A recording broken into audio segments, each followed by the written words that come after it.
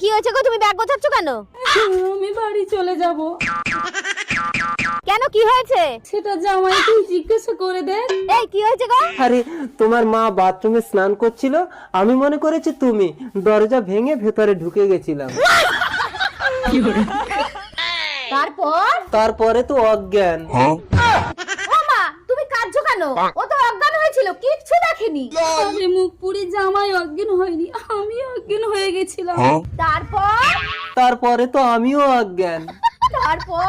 তারপর জ্ঞান ফিরে জামাইয়ের বুকে কান পেতে শুনি জামাইয়ের ধুকধুকানি বন্ধ। তারপর তোর স্মৃতির সিঁদুর বাঁচানোর জন্য জামাইয়ের মুখে মুখ দিয়ে দম দিতে হলো।